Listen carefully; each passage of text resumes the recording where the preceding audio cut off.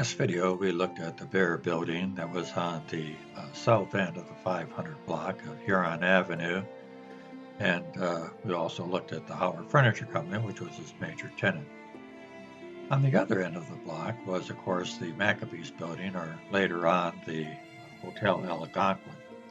But in between these two massive buildings were some very small, little tiny stores that were very much overshadowed by the largeness of these buildings that sat at each end of the block. And we just want to look at a couple of these right now. In this advertisement, full-page advertisement that we saw in our last video, where we had the Page Auto Sales on one side and the Howard Heyman Furniture Company on the other side, but in the center we had other merchants in that block on the same side of the street. And one of those merchants was Carlisle's Ice Cream. Carlisle had their ice cream factory right next door to the Bear building. And if you recall in the fire, it wasn't damaged because of the fact that the north wall didn't collapse on it. And in this photograph here, as we zoom in, and if you have real good eyes and know what you're looking for, you can actually see the signage that says Carlisle. But they also had another building in that block, which was their retail establishment where you could go in and get ice cream. I'm not sure if they had a sit-down place where you could actually eat ice creams like sundaes and so forth, but perhaps. I know it wasn't the same as it is today where you could go in and get ice cream.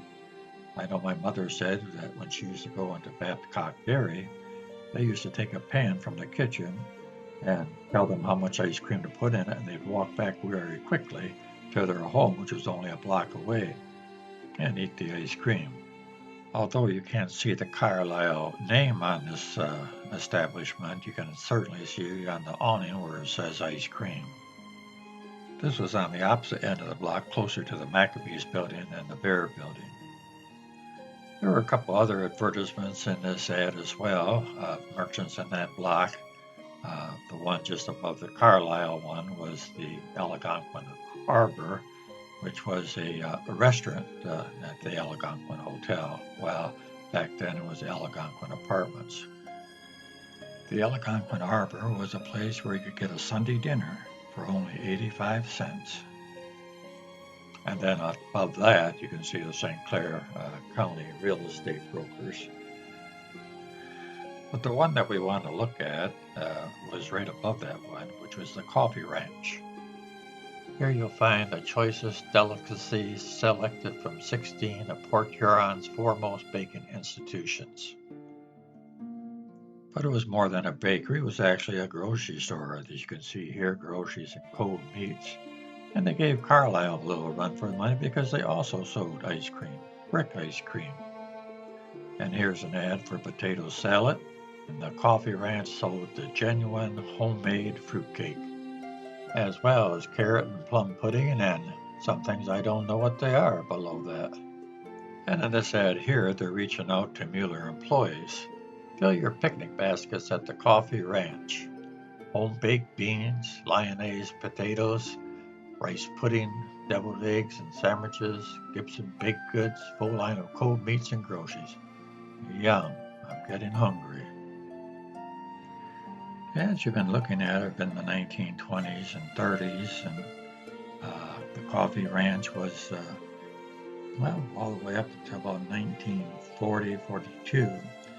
And the Coffee Ranch was still there, but they had a name in front of it, and the name was Saffy's. It was called the Saffy's New Coffee Ranch. It would appear they still had the market next door. The 519 Huron was adjoining the Saffy's Market, and then the Coffee Ranch would have been one door down from it, side by side. In the new ads, you would see the Saffy's Food Market, and then you would see, like on the bottom here, the Coffee Ranch ad.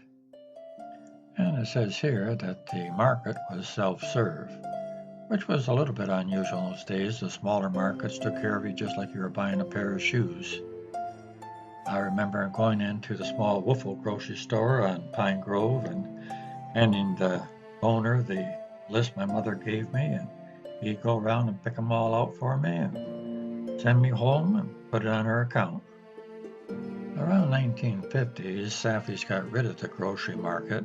You can see here that they were selling all their equipment. And they devoted themselves strictly to a restaurant, Safi's Coffee Ranch. They still kept the name Coffee Ranch, but everybody knew it as Safi's. So what went in 515 Huron Avenue after the market closed? Well, the Firestone Tire Company did. I found that interesting since I managed their stores for 35 years, but this was before my time. But I didn't realize they had a store at that location, so I thought that was interesting. And check out this ad. Used tires, large assortment of sizes, 50 cents up. Used truck and tractor tires, low price, Firestone. Service store, 515 Huron, near the Algonquin Hotel. Alright, let's get back to Safi's. And in this ad from 1961, you can see they're pushing pizza and they're giving you free delivery. This is the best picture I've seen of Safi's restaurant. And you can see by this time that they've expanded their operation. They went from 513 to 519 Huron Avenue. So that was several storefronts from about 1, 2, 3, about 4 storefronts here, and they took the whole thing. Safi's restaurant was owned by Ron Safi. He had taken it over from his father, and he operated until it was sold in 1984. Ron passed away in 2017. And on the opposite end of the block, we had the Maccabees building, a quite unique building in architecture. The Maccabees of the World. This appears to be like a calling card, gives some interesting figures on it and some names down below. I covered the Maccabees building in video 6 of the series, and since that time I've come up with new information and newspaper articles and pictures, this being one of them, of the Maccabees building. In this photograph here, you can see the ladies of the Maccabees coming out of the front entrance of the building. I thought this was an interesting photo taken in front of the Maccabees building before the invention of the automobile. I have also come up with a couple photographs of the inside of the building. Here we have an office of the inside, and we see a couple of office desks there, along with a cabinet and so forth. And then in the middle there, near the top, we have a portrait of Nathan Boynton, who was the leader of the Maccabees. On each of the corners of the Maccabees building, there was, well, for lack of a better term, I call them turrets. And this photograph here shows the inside of a turret. You can see the round portion of the far side and how everything just fits inside of that turret. I also like the ceiling. The Maccabees had their own band as well. KOTM Band. That stands for Knights of the Maccabees.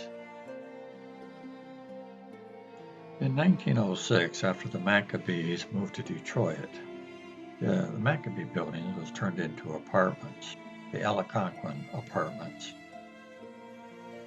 And these weren't average apartments. These were luxury apartments. There was only 4 apartments to each floor. A fellow by the name of Herbert Smith was behind this transformation from the Maccabees building to luxury apartments. And if you recall, this fellow here, Maynard Smith, that we looked at in a previous video when we were looking at the Egyptian Cement Company, he went on later and turned that apartments into a hotel, the Algonquin Hotel. And if you recall, he's the one that was going to build the first bridge in Port Huron, the Blue Water Bridge. And he almost did it, but he didn't. He was the nephew of the original owner, Herbert Smith.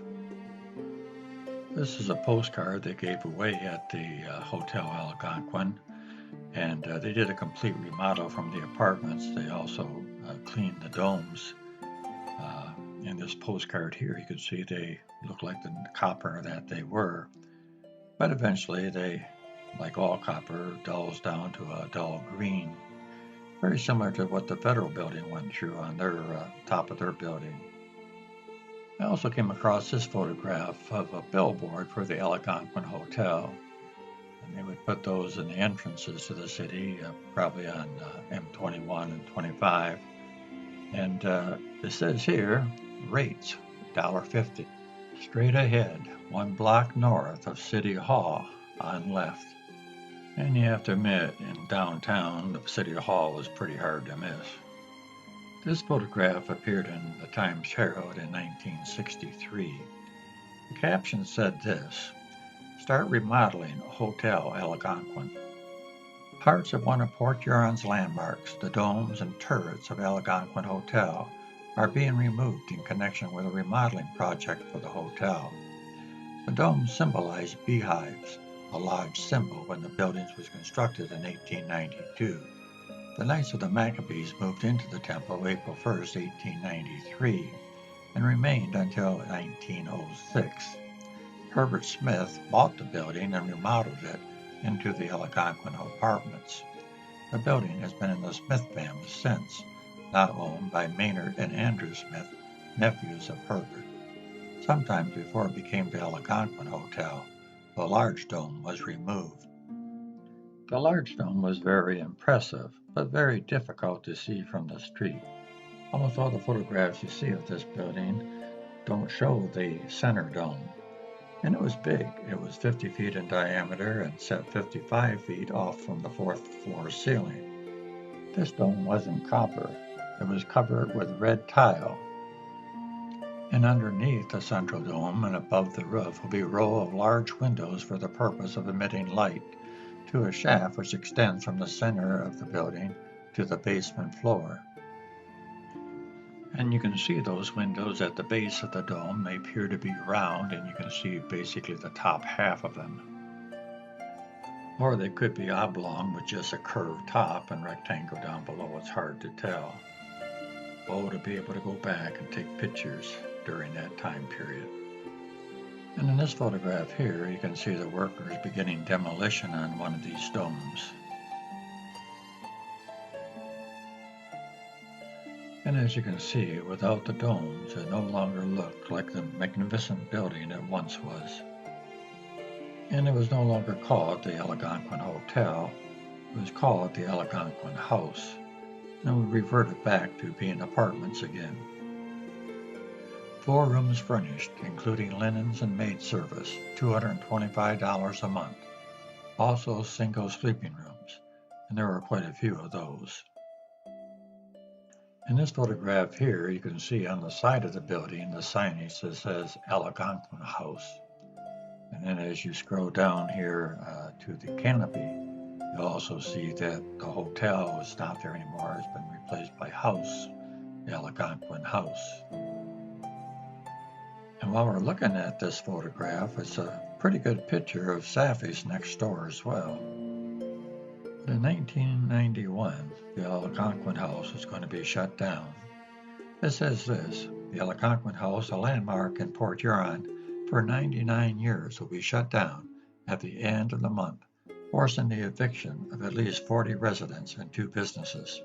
Electricity and water will be shut off July 1st, said Winfield Cooper, president of Algonquin Hotel Corporation, which owns a 4-story building at Huron Avenue and Barnes Street. He goes on to say, "I'm tired of subsidizing it," explaining that the cost of insurance, utilities, and upkeep have made it impractical to keep the building open. So the residents were left high and dry. This article here features 2 of the residents. The top photograph is Robert Johnson, and the caption reads like this: Robert Johnson, a 4-year resident of the Algonquin House, has painted and decorated his 4th-floor apartment overlooking downtown Port Huron. His is one of the better apartments in the rambling old building that many tenants say is rapidly deteriorating. Kathy Smith, which was the lower picture that you see here, lives in a run-down efficiency apartment with her boyfriend and his 3 children. Smith says electricity doesn't work in the bedroom. An outlet is pulled from the wall. A door has fallen off its hinges, and the apartment is infested with roaches. She wants out, but is afraid that she, her boyfriend, and the children may not be able to find another place to live by the July 1st eviction deadline. After everybody moved out, the Algonquin house just sat there vacant. And then finally, it was given away. Empty downtown hotel gets a new shot at life. The 103-year Algonquin Hotel has been given a new life by Blue Lake Residential Care Facility Incorporated. The Port Huron Corporation announced Friday that it had been given the property. An associate of Winfield Cooper, the former owner of the hotel, confirmed the deal. Blue Lake has a background in caring for people with mental illness and developmental disabilities. The corporation plans to spend at least $2 million on the former apartment building and plans to use the 4-story structure as housing. Here's a photo of one of the rooms inside the hotel, and I'll let you read the caption. It turned out the hotel needed a lot more work than they anticipated. Rather than $2 million, it was closer to $6 million. 2 years pass. In 1997, this article was written in the paper. The Algonquin Hotel's once beautiful facade is cracking, its windows shattered by vandals. Inside, the ceiling tiles are crumbling, and cold breezes chill the shag-carpeted rooms. It's a stark contrast to the rejuvenation of other downtown buildings. The owner sees past the needed repairs and believes the building can once again be functional and beautiful. However, after waiting 2 years for Blue Lake Residential Care Facility Incorporated to take action, some people believe the renovation of the 105-year-old building can't and won't happen. I'm afraid it will probably have to come down, said Dennis Razel, president of Main Street, Port Huron, a downtown business organization. I just don't see economically how they can do anything to make it happen. It just has gotten too far away. Well, they didn't have to worry about tearing it down because in January of 2000, the hotel caught on fire. Algonquin burns in downtown Port Huron. Fire destroys old hotel. Officials say blaze ignited by 4 people trying to keep warm. Piece of history lost to flames. 4 to face charges in Algonquin fire. Officials fear building may collapse. And this is the fellow that started the fire, a fellow by the name of Randy Stevens. You can see him here along with the prosecuting attorney. I have about a dozen great photographs, some of the fire and some of the demolition that was on the website of Michigan Fire Photography. And I talked to John earlier in one of my earlier videos, and he gave me permission to use these in my video, which I appreciate. So if you've never visited John's site, do so. I think you're in for a treat. Like the paper said, the fire was started by 4 homeless people that were trying to keep warm. Started a fire right on the floor, and it burned through the floor. Started a fire on the floor below them. So eventually all the floors collapsed and just left the walls standing. Well, I think I misspoke earlier when I said that they didn't have to tear it down. It caught on fire. They still had to tear it down because of the fact that the 4 walls were still standing.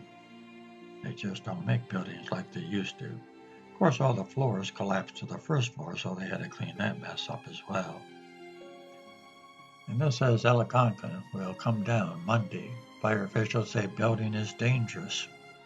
And it was. And on February 3rd, 2000, the building comes down.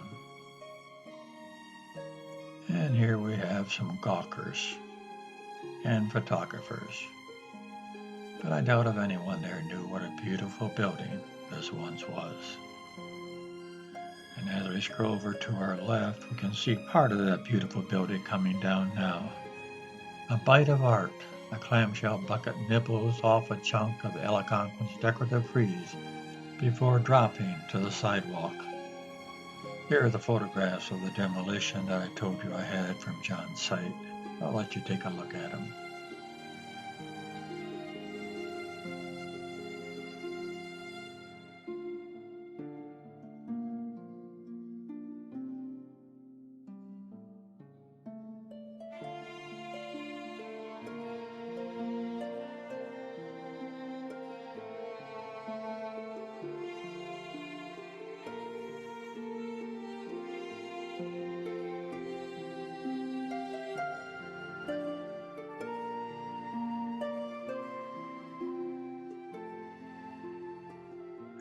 Today the corner looks like this, but at one time it looked like this.